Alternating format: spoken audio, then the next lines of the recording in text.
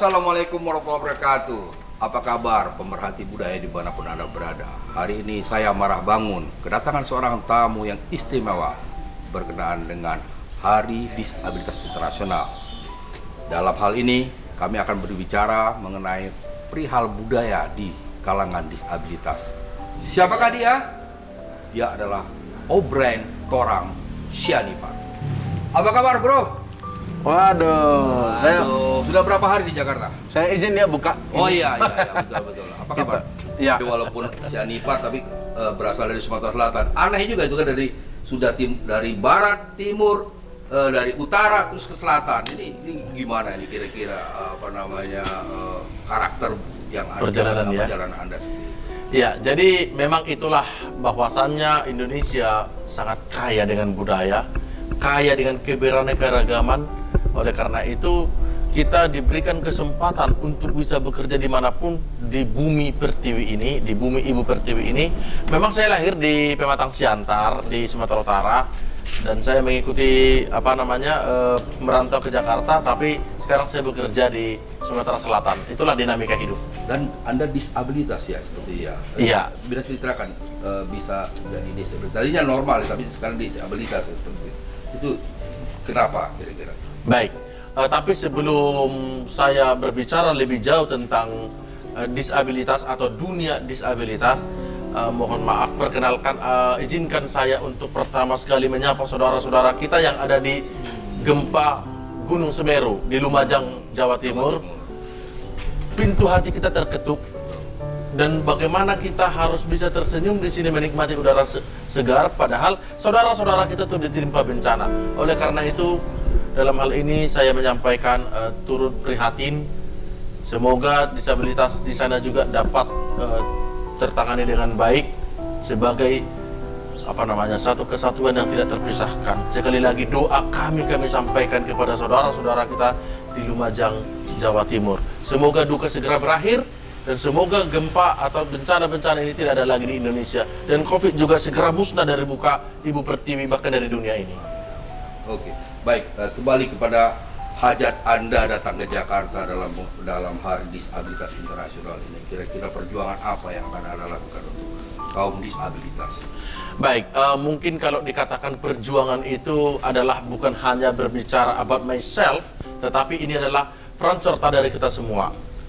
Dalam hal ini secara jujur saya sangat bersyukur dan berterima kasih atas hadirnya Undang-Undang Nomor 8 Tahun 2016, dan yang saya lebih syukuri lagi melalui di bawah pemerintahan Bapak Jokowi telah meletakkan tonggak sejarah yang tidak bisa kita lupakan, lahirnya KND, Komisi Nasional Disabilitas.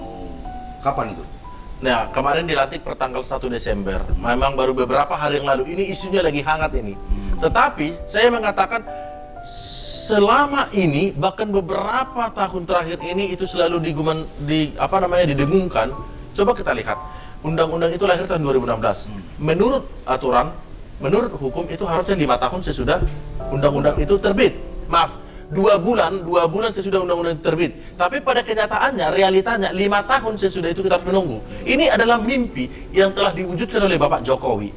Ini adalah harapan kita bersama yang telah diwujudkan oleh Bapak Joko Widodo. Sekali lagi saya pikir, menurut saya Bapak Jokowi ini adalah penolong dan malaikat bagi bangsa Indonesia. Ini adalah sesuatu anugerah terbesar dan terbaik bagi bangsa ini, termasuk melindungi segenap tumpah darah yang ada di Indonesia ini, termasuk disabilitas. Anda pengurus di situ atau sebagai aktivis saja atau seperti apa? Kebetulan saya adalah pegawai negara, jadi saya bekerja di BUMN. Dan ini merupakan salah satu ruang yang cukup jelas diberikan kepada kita. Saya adalah aktivis yang memperjuangkan hak-hak kami, hak-hak disabilitas. Ada satu poin Bapak yang paling penting yang mau saya katakan. Kita tidak bisa memilih takdir. Takdir telah ditentukan. Siapa orang yang mau hidup dan lahir dengan kondisi cacat? Siapa orang yang mau hidup dan lahir dengan kondisi polio? Atau buta dan sebagainya? Walaupun pada kenyataannya saya dilahirkan kondisi normal. Saya ini kan kecelakaan kerja. Tetapi hati saya terpanggil untuk menyuarakan ini supaya bisa menjadi satu perhatian khusus. Saya punya pengalaman, saya sudah menjalani lebih kurang 9 negara, Pak. Saya dulu pergi ke Timur Tengah, in Middle East, ketika saya bekerja di sana. itu mereka itu sangat peduli, sangat peka. Itulah bukti satu peradaban bangsa yang cukup mengayomi rakyatnya. Tidak usah jauh-jauh lah. Saya pernah berobat ke Penang Adventist Hospital di Malaysia. Begitu saya turun dari airport, itu wheelchair sudah datang menyambut dan mengatakan inilah bagian dari servis kita. Jadi belum kita berobat kita sudah tenang. Hal-hal seperti inilah salah satu fungsi yang harus diperhatikan, masalah aksesibilitas. Itu karena peran pemerintahnya atau karena dorongan para aktivis disabilitas? Saya pikir ini semuanya adalah stakeholder yang tidak bisa dilepaskan satu sama lain. Walaupun pemerintahnya memberikan aturan yang jelas, tetapi kalau tidak didukung oleh masyarakat dan aktivis, ini tidak akan berjalan dengan baik. Walaupun aktivisnya berjalan dan berjuang, tetapi kalau pemerintah tidak memperhatikan, ini merupakan sesuatu yang tidak sinkron. Harus sinkron dia, harus matching. Iya. Ya. Nah, kalau Anda lihat harapan Anda terhadap KND ini apa yang paling fungsi yang paling utama untuk KND ini untuk menyelamatkan disabilitas ini? Ya, ini memang sesuatu kita menaruh harapan yang sangat besar ya. Dan eventnya ini sangat-sangat baru, isu ini sangat baru. Kita melihat negara-negara maju, negara-negara berkembang. Salah satu negara itu maju dan negara berkembang, negara itu sudah memiliki kesadaran yang tinggi adalah dengan tingginya peradaban. Apa tuh tinggi peradaban tuh? Dengan menghargai disabilitas ataukah seperti apa yang Anda lihat? Jadi saya punya pengalaman begini, bukan pengalaman sih, tapi baru-baru ini saya kan terbang dari Palembang nih, dari Wong Kito Galo ke Jakarta.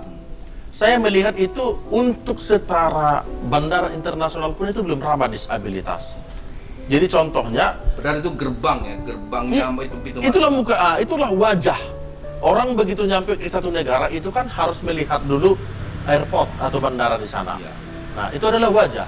Kemudian Bapak undang-undang sangat jelas mengatur, Undang-Undang 27, Undang-Undang Dasar nomor 27 nomor ayat 1 mengatakan segala warga negara bersamaan kedudukannya dalam hukum. Ya. Dan pemerintahan wajib menjunjung tinggi hukum dan pemerintahan itu dengan tidak ada kecualinya, termasuk disabilitas. Peran serta disabilitas juga itu sangat penting. Ada satu poin yang sangat saya soroti. Kalau emansipasi perempuan sudah diberikannya kuota untuk menjadi leadership di BUMN, katakanlah seperti itu, tetapi untuk disabilitas kapan? Berikan ruang. Andai kata undang-undang ini tidak mengatur, mungkin saya tidak ada berdiri di sini saat ini. Mungkin saya tidak akan menggunakan seragam negara saat ini. Tetapi negara hadir, sekali lagi, di bawah pemerintahan Bapak Jokowi. Siap. Oke, berarti dalam hal ini Anda melihat bahwa saat ini perkembangan disabilitas sudah meningkat atau masih rata-rata atau seperti apa?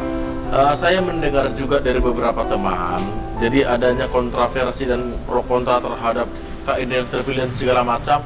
Terus tadi pertanyaan Bapak tadi apa? Mengatakan bahwa sekarang ini disabilitas di negara ini sudah diperhatikan atau belum? Nah, melalui lahirnya KND ini kan baru lahir ini. Ya.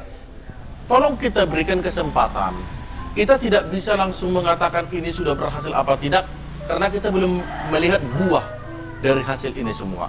Sekali lagi saya datang dari Sumatera Selatan ya, Pemkab Muara Enim. Bupati kami, Dr. Haji Nasrun Umar, SHMM, itu sangat peduli karena saya menyempatkan diri untuk berbicara dengan beliau. Beliau sangat welcome, peduli dan perhatian. Beliau mengatakan everybody have the human right. Semua orang punya hak asasi manusia yang sama.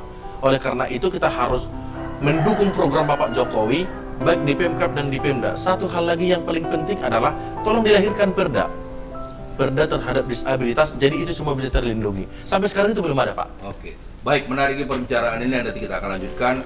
Pemirsa, masih banyak hal yang perlu kita ketahui tentang disabilitas dan kebudayaan Indonesia. Kita ikuti setelah yang berikut.